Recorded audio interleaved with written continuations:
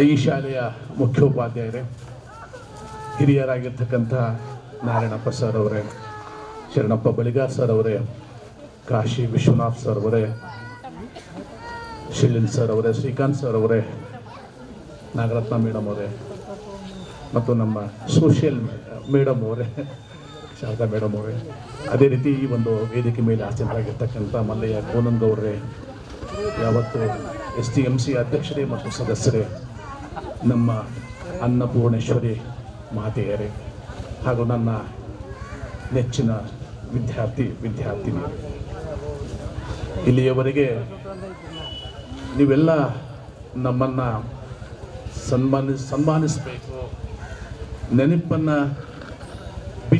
ಬಿಚ್ಚಿ ಅದನ್ನು ಹಂಚ್ಕೊಳ್ಬೇಕು, ಒಂದು ಸಮ್ಮೇಳನ ಮಾಡಬೇಕು ಅಂತಕ್ಕಂಥ ಒಂದು ಕಾರ್ಯಕ್ರಮವನ್ನು ಬಹಳ ಸುಂದರವಾಗಿ ಅಚ್ಚುಕಟ್ಟಾಗಿ ನೆರವೇರಿಸಿಕೊಟ್ಟಿದ್ದೀರಿ. ನಾವು ದಿನಾಲೂ ಬೇವೂರು ಶಾಲೆಗೆ ಬರಬೇಕಾದಾಗ ನಮ್ಮದು ರೋಡ್ ಆ ಕಡೆಯಿಂದ ಬರ್ತಿದ್ವಿ ನಾವು, ಹಂಗೆ ಈ ಥರ ಇಲ್ಲಿ ಒಳಗಡೆ ಬರ್ತಾ ಇದ್ವಿ. ಆ ಥರ ಬರೋದು ಬಹಳ ಕಡಿಮೆ ಇತ್ತು.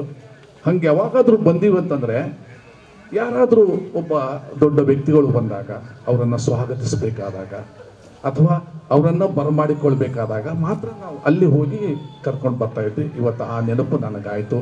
ನನ್ನೆಲ್ಲ ಹಳೆಯ ವಿದ್ಯಾರ್ಥಿಗಳು ಏನಪ್ಪ ಅಂದರೆ ನಮ್ಮನ್ನು ಹೂ ಚೆಲ್ಲುವುದರ ಮುಖಾಂತರ ನಮ್ಮನ್ನು ಸ್ವಾಗತಿಸ್ತಕ್ಕಂಥದ್ದು ಏನದಲ್ಲ, ನನ್ನ ಒಂದು ನೆನಪಿನ ಬುದ್ಧಿಯನ್ನು ಬಿಚ್ಚಿಕೊಟ್ಟು ಬಿಟ್ಟಿದೆ.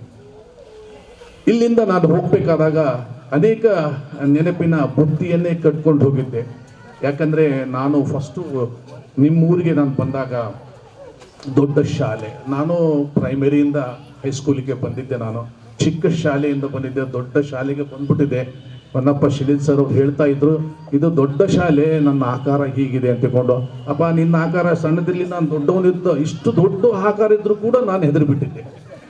ಯಾಕೆ ಅಂತಂದರೆ ಇಲ್ಲಿ ಮಕ್ಕಳ ಸಂಖ್ಯೆ ಈಗಲೂ ಕಡಿಮೆ ಆಗಿಲ್ಲ, ಯಾವಾಗಲೂ ಕಡಿಮೆ ಆಗಲ್ಲ. ಇಲ್ಲಿ ಮಕ್ಕಳ ಸಂಖ್ಯೆ ಹಾಗೆ ಬೆಳೀತಾ ಇದೆ. ಇಲ್ಲಿ ದೊಡ್ಡ ಶಾಲೆ ಇದು.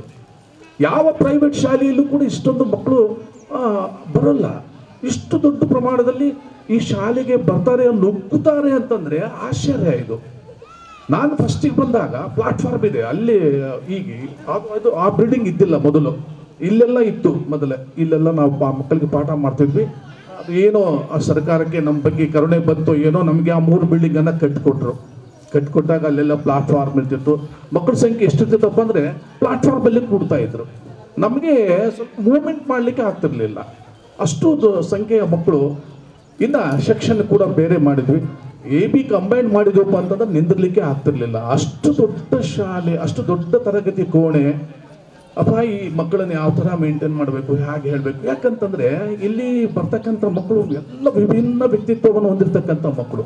ಅದು ಎಸ್ಪೆಷಲಿ ನಾನು ಇಂಗ್ಲೀಷ್ ಅಂತಂದರೆ ಎಲ್ಲರೂ ಮೂಗು ಮುರಿತಾರೆ, ಅಪ್ಪ ಇಂಗ್ಲೀಷ್ ಮಾಸ್ಟು ಇದು ಏನು ಅರ್ಥ ಆಗುತ್ತೋ ಏನೋ ಅಂತಿಕೊಂಡು ಏನೋ ಎಂತೋ ಮಕ್ಕಳನ್ನು ಒಳಗೊಳಿಸ್ಕೊಂಡು ಅವರ ಲೆವೆಲಿಗೆ ತಕ್ಕಂಗೆ ಪಾಠ ಮಾಡಿಕೊಂಡು ಮಕ್ಕಳ ಮನದಲ್ಲಿ ಉಳಿದಿದ್ದೀನಿ ಅಂತಕ್ಕಂಥದ್ದನ್ನು ಇವತ್ತು ನೆನಪಿಸಿದ್ರಲ್ಲ ಸಾಕು, ಅಷ್ಟು ಖುಷಿ ನನಗೆ. ಒಳ್ಳೆಯ ನೆನಪಿನ ಬುದ್ಧಿಯನ್ನು ಬಿಚ್ಚಿಕೊಟ್ಟಿದ್ದೀರಿ.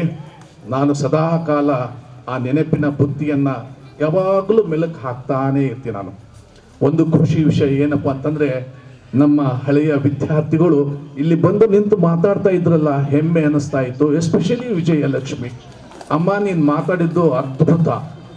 ಯಾಕೆಂದರೆ ಉತ್ತರ ಕರ್ನಾಟಕದ ಶೈಲಿಯಲ್ಲಿ ನೀನು ಹೊಡಿತಾ ಇದ್ದಿ ರಭಸವಾದ ಮಳೆ. ಅಮ್ಮ, ನೀನು ಭಾಳ ಖುಷಿಪಟ್ಟು ನಿನ್ನೆಲ್ಲ ಅಂತರಂಗದ ಎಲ್ಲ ವಿಷಯಗಳನ್ನು ನಿರರ್ಗಳವಾಗಿ ಹೇಳ್ತಾ ಇದ್ದಿ. ನಿಂದೇ ಲೋಕ ಆಯಿತು, ಇದು ನಿಂದೇ ಸ್ಟೇಜು, ಇದು ನಿಂದೇ ಮೈಕ್ ಅಂತಿಕೊಂಡು ಹೊಡಿತಾ ಇದ್ದಿ. ಅಮ್ಮ, ಭಾಳ ಖುಷಿ ಆಯ್ತಮ್ಮ. ಮಕ್ಕಳು ಈ ಥರ ವೇದಿಕೆ ಮೇಲೆ ಬರಬೇಕು. ಹಾಗೆಯೇ ಹನ್ಮೇಶ್ ಕರಡಿ ಅವನು ಮಾತಾಡ್ತಾನೆ, ಬಹಳ ಪ್ರಬುದ್ಧವಾದ ಮಾತುಗಳನ್ನು ಮಾತಾಡ್ತಾನೆ. ಇನ್ನೂ ಅನೇಕ ವಿದ್ಯಾರ್ಥಿಗಳು, ನನಗೆ ಅವರ ಹೆಸರು ಪರಿಚಯ ಇಲ್ಲ, ಅವರೆಲ್ಲ ಬಂದು ತಮ್ಮದೇ ಆದ ಒಂದು ಶೈಲಿಯಲ್ಲಿ ಹೇಳ್ತಾ ಇದ್ದಾರೆ. ಅಂದರೆ ಬಹಳ ಖುಷಿ ಪಡ್ತಕ್ಕಂಥ ವಿಷಯ.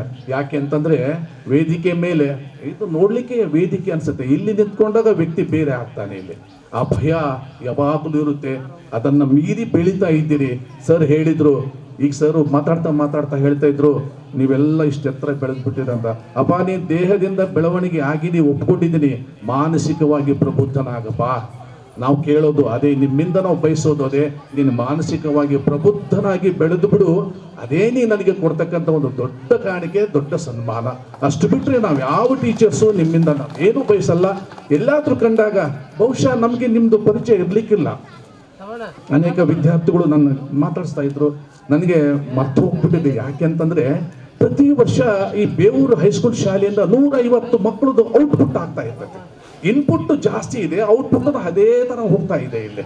ಹಾಗಾಗಿ ಬ್ಯಾಚ್ ವೈಸ್ ಮಕ್ಕಳು ಹೋಗ್ತಿರ್ಬೇಕಾದಾಗ ಯಾವ ಮಕ್ಕಳ ಹೆಸರನ್ನು ನೆನಪಿಟ್ಕೊಳ್ಳಿ ಸಾಧ್ಯ?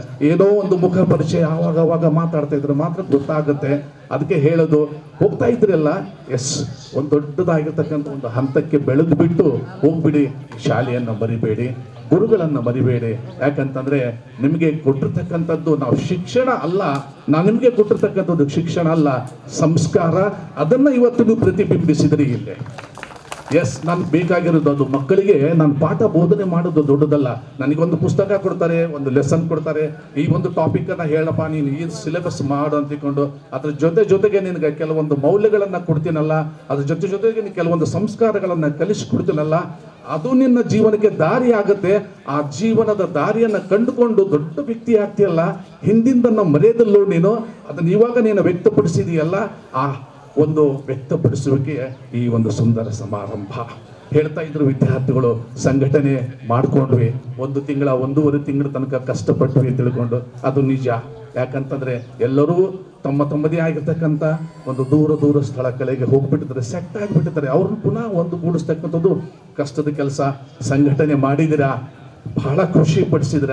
ಇನ್ಯಾವ ಥರದ್ದು ಸನ್ಮಾನದ ನಮಗೆ ಅವಶ್ಯಕತೆ ಇಲ್ಲ. ನಿಮ್ಮೆಲ್ಲರನ್ನ ನೋಡಿದ್ದೀವಿ, ನಮ್ಮೆಲ್ಲ ಗುರು ಬಳಗವನ್ನು ಪುನಃ ನಾವೆಲ್ಲ ಭೇಟಿ ಆಗಿಬಿಟ್ಟಿದ್ವಿ.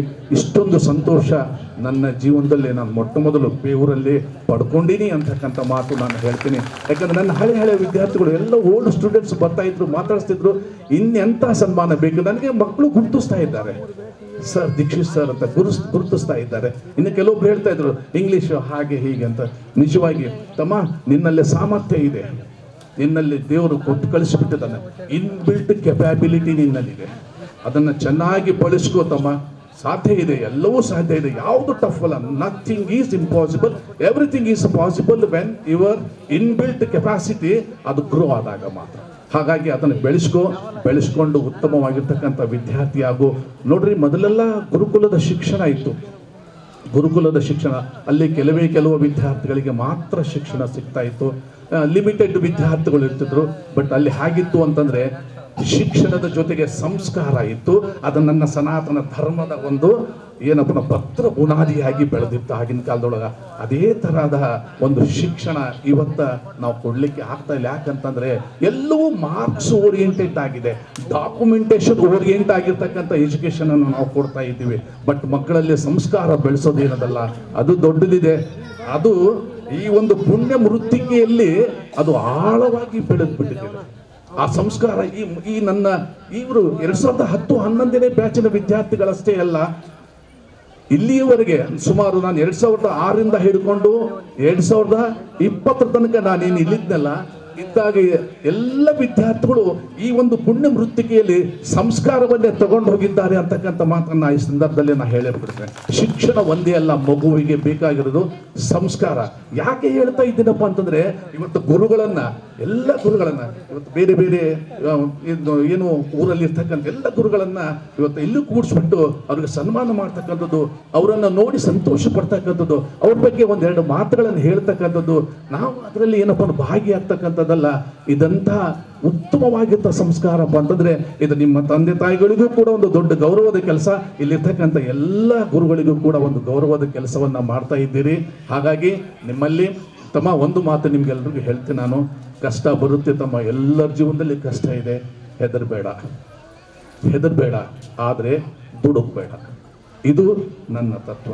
ನಾನು ಅನೇಕ ಕಷ್ಟಗಳನ್ನು ದಾಟ್ಕೊಂಡು ಬಂದಿನಿ. ದುಡುಕೋ ಕೆಲಸ ನಾನು ಮಾಡಿಲ್ಲ, ಮಾಡಬೇಡಿ, ನೀವು ದುಡುಕೋ ಕೆಲಸ ಮಾಡಬೇಡಿ. ಇನ್ನೊಂದು ಮುಖ್ಯವಾದ ವಿಷಯ, ಸಹನೆ ಯಾವ ಸಮಯದಲ್ಲೂ ಕಳ್ಕೋಬೇಡ. ಯಾಕಂತಂದ್ರೆ ದೇವರು ಎಲ್ಲರಿಗೂ ಕೂಡ ಸಮಾನವಾಗಿರ್ತಕ್ಕಂಥ ಒಂದು ಬುದ್ಧಿಶಕ್ತಿಯನ್ನು ಕೊಟ್ಟಿದ್ದಾನೆ, ಸಾಮರ್ಥ್ಯವನ್ನು ಕೊಟ್ಟಿದ್ದಾನೆ. ಅದನ್ನು ಬಳಸ್ಕೊಂಡು ದೊಡ್ಡ ವ್ಯಕ್ತಿ ಆಗು. ಅದ್ರ ಜೊತೆಗೆ ಏನಪ್ಪಾ ಅಂತಂದ್ರೆ ಅಪ್ಪ ಅಮ್ಮನ ಚೆನ್ನಾಗಿ ನೋಡ್ಕೋ. ಯಾಕಂತಂದ್ರೆ ನನಗೆ ಮೊಟ್ಟ ಮೊದಲು ನನ್ನನ್ನು ಬೆಳೆಸಿ ದೊಡ್ಡವರು ಮಾಡಿದವರು ಅಪ್ಪ ಅಮ್ಮ, ಶಿಕ್ಷಣ ಕೊಟ್ಟವರು ನಂತರ ನಾವಾಗ್ತೀವಿ. ಅದೆಲ್ಲವನ್ನೂ ನೀನು ಮೇಳೈಸಿಕೊಂಡು ಉತ್ತಮ ವ್ಯಕ್ತಿಯಾಗಿ ನೀನು ಮೇಲೆ ಕೆದ್ದು ನಿಂತಿ ಅಂತಂದರೆ ನಿಮ್ಮನ್ನು ನೋಡಿ ಖುಷಿ ಪಡ್ತಕ್ಕಂಥದ್ದು ಅಪ್ಪ ಅಮ್ಮ ಅಲ್ಲ, ನಾವು ನಿಮ್ಮ ಏಳಿಗೆಯನ್ನು ಬಯಸ್ತೀವಿ. ನಿನಗೆ ಯಾವಾಗಲೂ ಒಳ್ಳೇದಾಗಲಿ, ಖುಷಿಯಾಗಿರ್ರಿ, ಅಪ್ಪ ಅಮ್ಮನ್ನ ಚೆನ್ನಾಗಿ ನೋಡಿಕೊಂಡು ನೀನು ಮುಂದೆ ಬಾ ಅಂತಕ್ಕಂಥ ಮಾತನ್ನು ಹೇಳ್ತಾ ಇಲ್ಲಿ ನನಗೆ ಕರೆಸಿದ್ರಿ. ಆ್ಯಕ್ಚುಲಿ ನಾನು ಬರ್ತಕ್ಕಂಥ ಉದ್ದೇಶ ಇದ್ದಿಲ್ಲ. ಹನ್ಮೇಶ್ ಕರಡಿ ನನಗೆ ರಿಕ್ವೆಸ್ಟ್ ಮಾಡಿಕೊಂಡ. ನಾನು ಆ್ಯಕ್ಚುಲಿ ಮಗಳ ಹತ್ರ ಹೋಗಬೇಕಾಗಿತ್ತು. ಮಗಳು ಪರ್ಮಿಷನ್ ತಗೊಂಡು ನಾನು ಇಲ್ಲಿ ಬಂದಿದ್ದೀನಿ. ನನಗೆ ಖುಷಿ ಆಯಿತು. ಇಷ್ಟು ದೊಡ್ಡದಾಗಿರ್ತಕ್ಕಂಥ ಒಂದು ಸಮ್ಮೇಳನ ನನಗೆ ತುಂಬ ಖುಷಿ ಕೊಟ್ಟಿದೆ. ಬಹಳ ಸಂತೋಷ ಪಡ್ತೀನಿ ನಾನು. ಯಾಕಂದರೆ ಈ ಥರದ ಒಂದು ಖುಷಿ ನನಗೆ ಎಲ್ಲೂ ಸಿಕ್ಕಿಲ್ಲ. ಇಲ್ಲಿ ನನಗೆ ಕೊಟ್ಟಿದ್ದೀರಿ. ನನಗೆ ಇಷ್ಟು ವರ್ಷ, ನನಗೆ ಸಾಕಷ್ಟು ವರ್ಷಗಳವರೆಗೆ ನನ್ನ ಈ ಊರು ಬೆಳೆಸಿದೆ. ಈ ಊರಿನ ಆ ಒಂದು ಋಣದಲ್ಲಿ ನಾನು ಇದ್ದೀನಿ. ಅದ್ರ ಜೊತೆಗೆ ನನ್ನ ತಕ್ಕ ಮಟ್ಟಿಗೆ ಶಿಕ್ಷಣವನ್ನು ಕೂಡ ಮಕ್ಕಳಿಗೆ ಒದಗಿಸಿದ್ದೀನಿ ಅಂತಕ್ಕಂಥದ್ದನ್ನು ಹೇಳಲಿಕ್ಕೆ ನನಗೆ ತುಂಬ ಖುಷಿ ಆಗುತ್ತೆ.